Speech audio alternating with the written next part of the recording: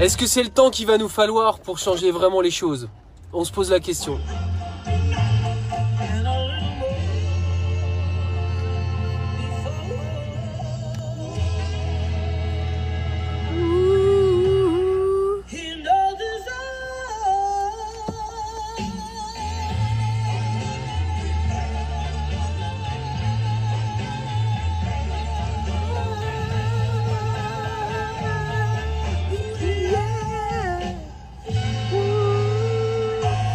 Waouh, quelle intro de malade! Je sais pas, j'ai pas le nom, j'ai le nom de l'émission, France Inter, Very Good Trip, mais Very Good Trip, mais j'ai pas le nom de l'artiste là. Je suis, fait chier. Elle fait un flûte crotte. Si quelqu'un connaît. Salut Jean-Pierre. Écoute, tiens, je te passe un petit message. J'ai eu Tinka au téléphone et elle va bien. Elle a fait une petite pause. Voilà ce qu'elle m'a dit. Je te fais des gros bisous. Je te fais aussi des gros bisous, Tinka. Je te rappellerai pour te tenir informé de l'avancement de notre réunion. Voilà, oh là là, qu'est-ce qu'on se réunit. On va se réunir très fort. C'est pour ça que ça s'appelle ce soir le même horizon. Donc, ce soir au programme, de l'info, du vrai, du faux. Voilà. La revue Twitter de Nairobi et bien sûr, un petit poème à la fin qui s'appelle donc le même horizon. Voilà. Alors, on est parti. En grosse info, ça y est. Alors là, on peut y aller. Wouhou! Allez, du sang! Ouais, on applaudit! Ouais! Les masques arrivent! Ouais! Wouh! Non mais calmez-vous, les masques arrivent, mais ils vont être autour de 5, voire peut-être 10 balles. Ouais. Oui, ouais. Ah bah, business is business, hein. Eh bah alors. Ah ouais, on applaudit, allez Sonia. Wouh! Ouais. Bah écoute, tu crois pas si bien dire, Guigui. Tu vas faire pleuvoir, eh ben il pleut. Franchement, c'est magnifique. Il y a de la pluie. Je vais me taire un petit peu et vous allez écouter ce petit bruit sympa. Je sais pas si vous l'entendez. Mais il pleut, quoi. Oh, c'est beau. Oh, ça va faire du bien à la végétation. Ça va faire du bien. C'est magnifique. Oh là là, qu'est-ce que je suis content. Vraiment, hein? C'est vrai, non mais quand on voit la gueule du sol, c'est une catastrophe. On a un mois d'avance. Bisous, mon Whoops. On a un mois d'avance sur la sécheresse. En tout cas, ici, au nord de Dijon. C'est une catastrophe. L'année dernière, je crois qu'il a plu autour de 350 mm. Paix à toi, Alain Gillot-Pétré. Alors que normalement, dans nos régions, on est plutôt autour de 700 mm. Et le comble du comble, c'est que j'ai fait une formation en janvier dans la Drôme, janvier-février. Et là-bas, l'année dernière, donc quand nous, on en avait 350, eux, ils ont eu 600 mm d'eau, donc plus que nous. Et ils l'ont eu en 3 pluies. Ou 2 pluies, je sais plus, mais un truc de dingue, des orages à 250-300 mm d'eau, un truc de fou, quoi. Donc, ouais, non, c'est très difficile. Alors, je reviens sur cette information principale du soir. Salut Isabelle, gros bisous. Bisous à toutes, bisous à tous. Partagez, amis des réseaux, c'est super sympa. Le coronavirus, le gouvernement, réticent à encadrer les prix des masques grand public. Bah oui, ils sont réticents parce que il y a quand même un petit pognon de dingue à se faire avec cette affaire-là, non? Ah bah si, à 10 balles le masque, je vais te dire un truc, hein. Ah bah attends, puis là t'as créé du manque, les gens sont comme des dingues, hein. Ils disent, ah, je veux un masque. Ouais, non, ça va être, ça va se vendre comme des petits masques, hein. Ouais, on va d'ailleurs changer l'expression française, hein. Salut Tinka, je te rappelle, hein, on se tient au courant pour tout ça. Il va y avoir obligatoirement, on va changer l'expression. Maintenant, on va dire, ça va se vendre comme des petits masques. Ben ouais. Faut vivre avec son temps, hein. Alors, à quel prix seront vendus les masques grand public? Ça, c'est la question qui vraiment, alors là, moi, c'est une question questionnante, il m'a questionné toute la journée. Vraiment, j'étais complètement, depuis dimanche 26 avril, date anniversaire de Tchernobyl, pour ceux qui l'ont oublié, les pharmacies sont autorisées à vendre ces protections non sanitaires. Oui, ça s'appelle des protections non sanitaires. Voilà. Je sais pas pourquoi. Pas la peine de poser une question, déjà une question suffit. Hein. Dans certaines officines, les prix ont monté jusqu'à plus de 10 €. Comme l'a constaté France Info. Alors s'il n'y a pas que France Info qui a dû le constater. Hein. Bah oui, en premier lieu, ceux qui ont essayé d'en acheter. On est loin des prix évoqués par Olivier Véran. Bah alors, il aurait menti. Oh, le ministre, le sinistre de la Santé, vendredi dernier sur France Inter. Il parlait de vente tantôt à 2 €, tantôt à 5 €. Bon, ça fait quand même plus du double. Hein. Pour autant, le gouvernement n'envisage pas d'encadrer les prix des masques pour l'instant, a appris France Info quand même. Bah non, on va quand même pas exagérer. Allons. Trop de critères pour encadrer les prix selon le gouvernement. Ouais, oui. Pour baisser les appels, il n'y avait pas trop de critères. Hein. Ah bah non, pour enlever l'ISF non plus. Ah, mais par contre, pour réguler le prix des masques... mais pour le gouvernement, un encadrement des prix des masques grand public n'est pas d'actualité. Voilà, tout simplement, le sinistre de l'économie, ils sont plusieurs hein, dans cette affaire-là, il y a une trop forte hétérogénéité des types de tissus et des modes de production qui ont une forte incidence sur les prix.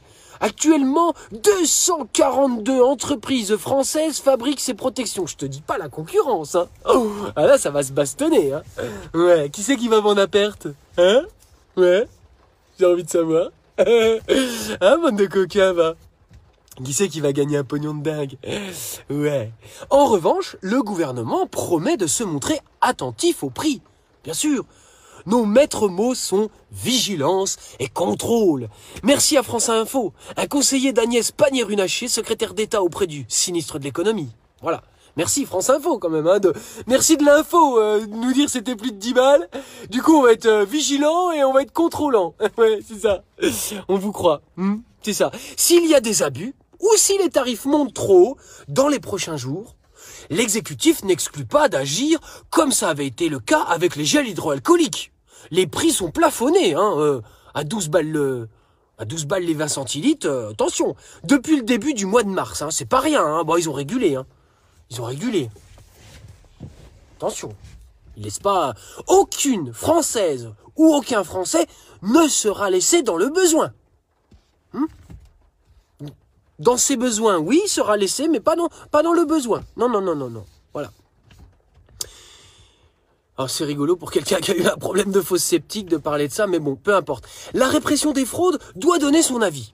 Agnès Pannier-Runacher a demandé le 27 avril, il n'y a pas longtemps, à la Direction Générale de la Concurrence, de la Consommation et de la Répression des Fraudes, la DGCCRF, de se pencher sur la question d'un encadrement des prix des masques grand public. Leur recommandation doit arriver d'ici 48 heures. Par télégramme. Oui. Sur le bureau de la secrétaire. En code Morse. Pardon. Oui, c'est ça, tout à fait. Message codé, secret, tout ça. Oui, attention. C'est sérieux. Non, ne rigolez pas. Ne rigolez pas, c'est... Non, mais... Ne rigolez pas, c'est l'État. Voilà, c'est pas à prendre à la légère, quoi. Voilà, faut respecter un peu ceux qui nous respectent pas. En attendant, l'ordre des pharmaciens. Attention! Et plusieurs élus se prononcent pour un encadrement des prix. La députée Les Républicains, Marie-Christine Dalloz, a déposé une proposition de résolution à l'Assemblée nationale en ce sens. Mais c'est pas de la merde, hein. Selon le texte, cet encadrement des prix devrait être envisagé par le gouvernement dans le cadre de l'élaboration d'un plan de déconfinement. Mais c'est pas de la merde, hein. Merci, Marie-Christine Dalloz. Voilà. Les Républicains. Un petit peu de pub. Arrêtez de rigoler. Arrêtez de rigoler. Merde. Non, c'est pas drôle, purée. Il s'agit de nos vies, là. Vous voyez pas qu'on nous prend pour des cons? Et eux, ils se fendent la poire, là. Non, mais c'est pas possible, ça. Mais vous ne respectez rien. Voilà, rien. Coronavirus, un document officiel détaille-t-il les consignes dans les écoles pour l'après-confinement? Ta. Un WC dédié à la journée pour chaque élève. Des récréations sans contact physique. De multiples lavages de mains supervisés par des enseignants masqués. Le document signé du recteur de l'Académie de Nantes a été largement partagé ces derniers jours. Mais les cons, qui a partagé ça? Bon sang de bonsoir. Enfin, hein. Alors, voilà, pour dénoncer les mesures inapplicables après le 11 mai. Sauf que ce document n'a pas été prévu pour le déconfinement. Tintin. Merde. Il a été rédigé pour quoi alors? Voilà quelques-unes des mesures issues d'un document du rectorat de Nantes et Montpellier, massivement partagé ces derniers jours sur les réseaux sociaux. Il s'agit d'un protocole sanitaire listant toute une série de consignes et de mesures de prévention pour les personnes accueillant les élèves dans le contexte de l'épidémie due au Covid-19. Ces mesures sont totalement inapplicables pour la reprise à partir du 11 mai. Disent en substance des dizaines de commentaires publiés ces derniers jours, sur Twitter notamment. Sauf que ce document ne porte pas sur la réouverture des établissements scolaires après le déconfinement, alors arrêtez d'être un peu con quand même. Hein? Alors, par ailleurs, certaines mesures destinées à la situation actuelle semblent difficilement applicables, bah oui, avec un accueil élargi dans les établissements scolaires. C'est par exemple le cas de la recommandation d'attribuer, si possible, un sanitaire unique dédié pour la journée. Il va falloir qu'ils construisent des chiottes, hein. Ah bah là, s'il en faut un par élève... Ouais. Selon les recommandations de l'Observatoire national de la sécurité et de l'accessibilité des établissements d'enseignement, une école primaire doit comporter à minima un WC pour 20 filles et un WC pour 40 garçons et un urinoir pour 20 garçons. Il y a un petit peu de marge encore avant que tout le monde soit équipé. Hein. Attention, Jean-Michel Blanquer a tweeté ceci. Avec cette note du Conseil scientifique, nous avons la base pour élaborer un protocole sanitaire annoncé pour donner un cadre sûr au déconfinement scolaire. Ce protocole national sera la référence de tous les acteurs pour la préparation de la rentrée. Eh ben dis donc, c'est une sacrée base. Hein. C'est une base arrière à mon avis, parce que là, il y a gros problème. Hein. Alors attention, pour en savoir plus, il faudra attendre les annonces du premier sinistre, mardi 28 mars. 28 mars? Non, 28 avril. Oui, on a tellement hâte qu'il ne le fasse pas qu'on a l'impression que c'est déjà passé. Devant l'Assemblée et les entretiens entre Jean-Michel Blanquer et les organisations syndicales de l'enseignement prévues dès le lendemain. Oui, ça va être sympa comme réunion. Ah ouais, j'aimerais bien être là, ouais. Ah bah là, ouais.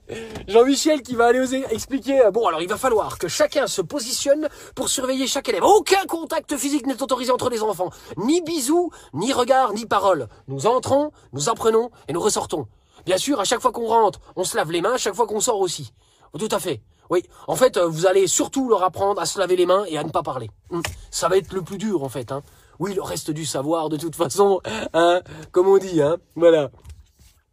Alors, désintox. Attention, c'est sérieux, le vrai du faux.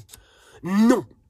J'ai bien dit non. Le gouvernement ne profite pas du confinement pour généraliser la 5G. Vous vous posiez la question? Eh bien, faux sera faux répond non. Ce n'est pas vrai. Alors, le gouvernement a-t-il profité du confinement pour généraliser en douce la 5G? La rumeur trouve son origine dans une ordonnance prise suite à la crise sanitaire du Covid-19 et publiée le 26 mars, là c'est bien mars, hein, au journal officiel. Celle-ci assouplit fortement les procédures qui permettent aux opérateurs téléphoniques d'installer ou de modifier les installations des antennes relais pour leur permettre de faire face à l'augmentation du trafic lié au confinement. Bien sûr. L'association Robin des Bois, qui milite entre autres pour la limitation des antennes relais de téléphone mobile, s'en inquiète la première, estimant, je cite, « légitime de penser que cette libéralisation du secteur a pour but de préparer le déploiement de la 5G. L'analyse est ensuite reprise et déformée, ou les vilains, par le site Le Média pour tous, fondé par un ancien militant d'égalité et réconciliation, mouvement d'extrême droite, d'Alain Soral. » Ouh, que ça fait peur! Il y a des noms comme ça qui font flipper. Ah bah dis donc, bah alors là, si c'est Alain Soral, bah c'est sûr et certain que alors là, non, hein, ça ne peut être vrai, bien sûr. Enfin, mais c'est sûr. Enfin, c'est catastrophique. Les vieilles ficelles de merde. J'ai pas dit que je défendais Alain Soral, mais je veux dire, c'est tellement gros, hein? Oui, c'est gros. L'article est beaucoup plus affirmatif. La 5G va arriver exactement pendant l'état d'urgence sanitaire. Quelques jours plus tard, L'ancienne ministre de l'Environnement, Corinne Lepage, dénonce à son tour le fait que l'ordonnance du 26 mars généralise la 5G. L'ordonnance n'a pourtant rien à voir avec la 5G. Ben non. Elle permet seulement d'assurer la continuité des services existants de la 2G à la 4G. Eh ouais, ça s'arrête à la 4G. Sauf que la 5G, ça n'a rien à voir avec les antennes qui permettent d'avoir un meilleur réseau. Si, en fait. Là, vous nous prenez pour des cons, j'ai l'impression, non? Ah oui, alors surtout que ça n'a pas été du tout invoqué qu'une seule fois, cette affaire-là, hein? Alors, l'attribution de nouvelles fréquences aux opérateurs, qui devrait avoir lieu fin avril, a en effet été repoussée en raison de l'épidémie. Ils ont vu qu'on s'était rendu compte de quelque chose, hein? Du coup, ils ont repoussé. Ouais, c'est trop tard. Vous êtes vus. Vus. On n'oubliera pas, coquinou. Quel est l'intérêt de déployer la 5G en pleine crise du coronavirus avec une ordonnance qui est censée normalement assurer en fait la continuité de la 2G et de la 4G? Je ne comprends pas. Je ne comprends pas. Est-ce que quelqu'un peut m'expliquer ce qui se passe? Oui, on aimerait bien. On aimerait bien comprendre. Bon, passons tout de suite à la revue Twitter de Nairobi. Merci Nairobi. Hein? On lui envoie des gros bisous. Envoyez-lui des petits cœurs, ça va lui faire plaisir. C'est du boulot, hein, c'est du boulot. Ouais. Moi, je fais le malin, je fais le mariole, là, mais... Oui, c'est un travail d'équipe. Moi, je fais quand même... Ouais, je fais un poème vite fait. Enfin, que j'ai pompé sur mes filles, d'ailleurs. Non, pas celui-là. Mais on verra. Alors, lundi 27, nous sommes lundi 27. Il pleut, j'adore. Alors, c'est marrant parce que j'ai pas fait exprès, mais la rubrique s'appelle « Doigt mouillé ». Donc ça, c'est plutôt le rayon, pas la rubrique, le rayon. François Coq a tweeté « Selon une étude du REVA, la mortalité en réanimation se situerait en réalité entre 30 et 40%, loin des 10% annoncés par Salomon le 17 avril. De deux choses l'une, soit ce gouvernement communique et prend des décisions au doigt mouillé, soit ce sont des menteurs en bande organisée. » Je pense que c'est les deux, mon capitaine François. Je pense, hein. Je pense. Enfin bon. Alors, il y a quelqu'un qui lui répond, hein. 94 420 constituants. Je vous fais des bisous, les gars, parce que je vous fais des bisous, vraiment. Alors, eux, ils ont répondu. De deux choses. Une seule, effectivement, ce gouvernement ne maîtrise derrière ces éléments de langage qu'une seule chose, la manipulation de l'information. Il n'a manifestement aucune capacité à gérer la période que nous traversons. Voilà, je crois que c'est clair. Vicky Dehaene a répondu aussi, des menteurs patentés, et ce depuis janvier 2020, sur tous les points relatifs au coronavirus, masque, respirateur, test, mort, EHPAD, utilisation, ainsi de suite, mort à domicile. Voilà. Je crois que c'est clair. Voilà. J'en profite quand même à mi-parcours, à peu près. Hein? Partage, n'hésite pas, c'est gratuit. Merci. J'espère que j'ai pas été coupé. J'ai peut-être oublié de faire quelque chose. Ouais. Vous êtes toujours là, les amis? C'est bon. Je vous remercie. Alors, on est parti. Dans la rubrique « Mais bien sûr », Christophe Castaner a tweeté ceci. Une vidéo montrant une intervention de police dans le secteur de l'île Saint-Denis suscite une indignation légitime. Toute la lumière sera faite. L'IGPN est saisie. Le racisme n'a pas sa place dans la police républicaine. Oui, je me force un peu. Putain. Oh, il est bon celui-là. Et le racisme anti-jaune, mon pote? Non mais attends, tu vas pas nous la faire, Castagnoute. Alors moi j'ai retweeté, hein, on s'est pas débiné. Hein. Laissez-moi deviner. D'ici quelques semaines, on n'aura malheureusement pas pu identifier les responsables, économiser les IGPN et passer au rapport direct. Voilà, ça gagnera du temps. Hein, voilà, bonne plante. Le Parisien. Direct coronavirus. En Italie, les écoles resteront fermées jusqu'en septembre pour ne pas mettre en jeu la santé des enfants. Bruno Gassio a retweeté « Ah oui, mais les Italiens, ils ont des enfants beaucoup plus fragiles que les Français, hein, qui sont solides, élevés sous la mer et protégés par un ministre de l'Éducation qui a fait médecine deuxième langue. En plus, au foot, il joue la comédie, alors ça va bien, oh !» Bruno, gros bisous. T'es énorme, je t'adore. Dans la rubrique Point de vue, Courrier International a titré ceci. Vu de l'étranger, rien ne va plus pour Emmanuel Macron. Pauvre petit coco.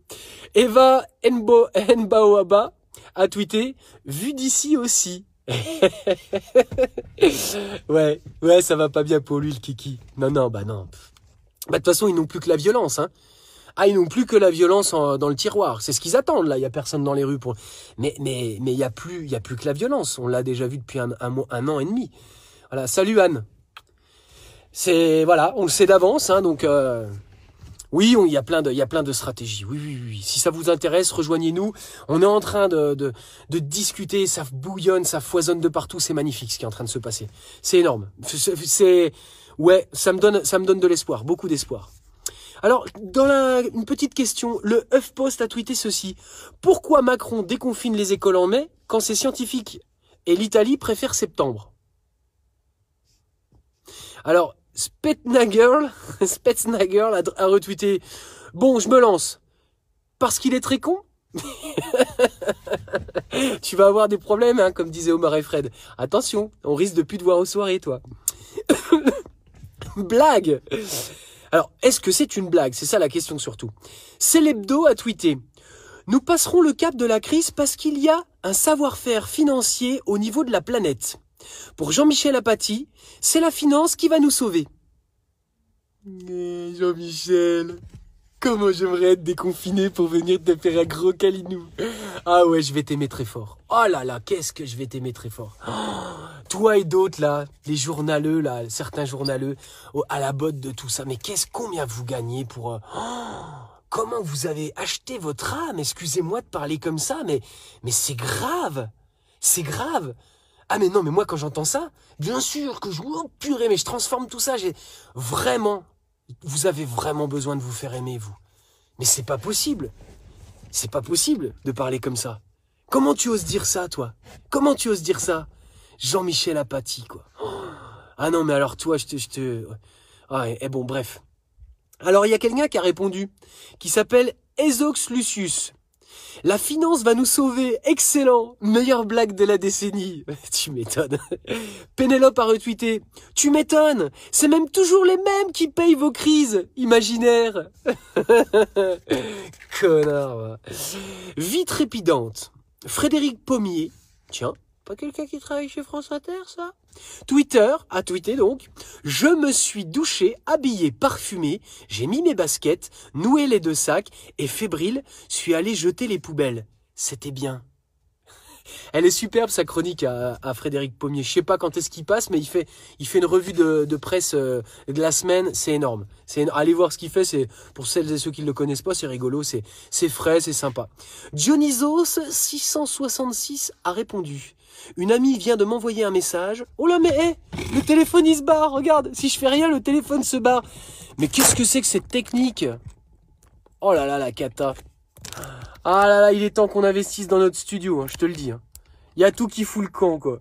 Le mec, il est à l'écran, c'est bon, au revoir les copains. Ouais, on fait de l'artisanat. Bien sûr qu'on fait de l'artisanat. Mais vous allez voir à un moment donné. Ça va. Comme ça. Alors... vie trépidante, toi, je l'ai déjà dit. Dionysos a répondu à Frédéric Pommier. Une amie vient de m'envoyer un message. Son voisin a descendu les poubelles devant l'immeuble. Devinez la suite. 135 balles. Je sais pas si c'était Frédéric Pommier, ça m'étonnerait, mais... Oh la vache. Ça coûte cher quand même d'être propre. Oui, c'est pour ça, nous, on range plus rien, on fout ça, on balance tout en merde.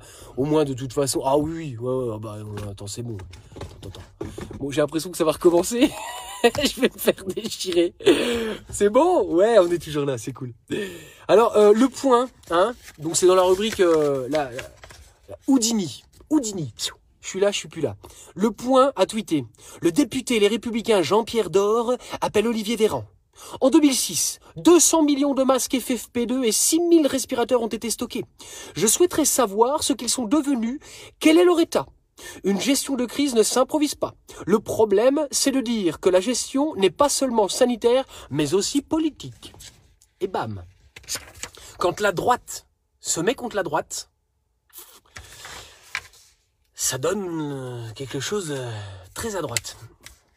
Après, demain, on aura besoin de tout le monde. Oui, je le dis, je le répète, tout le monde. Et on s'en foutra de savoir quel est votre bord, quelle est votre religion, votre couleur de t-shirt ou de gilet. Ce qui importera, c'est qu'on vous posera des questions régulièrement sur telle ou telle chose et que vous voterez en vous, selon ce que vous pensez, vous. Voilà. Et c'est ça le plus important. C'est bien ça le plus important. Bon, alors, petit point technique. Je vais être obligé de procéder en direct. Oh là là. J'adore. Ne rigolez pas, s'il vous plaît. Arrêtez. Je pense que là, ça a plus bougé, là. Ah bah là, à mon avis, je pourrais plus jamais enlever mon téléphone à mon rétroviseur. Hein. C'est clair et net. Ouais, rigolez. Jaloux, va. Coq. Ah, dès qu'il y a la moindre erreur, c'est exploiter la moindre faille et allez, on appuie dedans.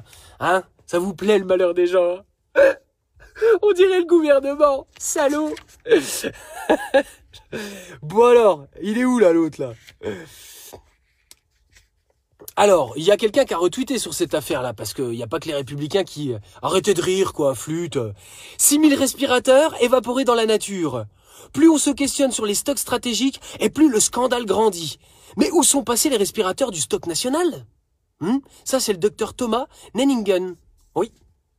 Nenninger. On me signale dans l'oreillette, j'ai écorché son nom. Alors, il y a quelqu'un qui a répondu aussi, hein. La grosse fouine. Comme ses œuvres, tableaux, statues, etc., ornant les ministères qui disparaissent et que personne ne recherchait jamais. C'est pareil. C'est devenu un trésor de guerre, hein, les respirateurs et les masques. Hein. Chikungunya a répondu.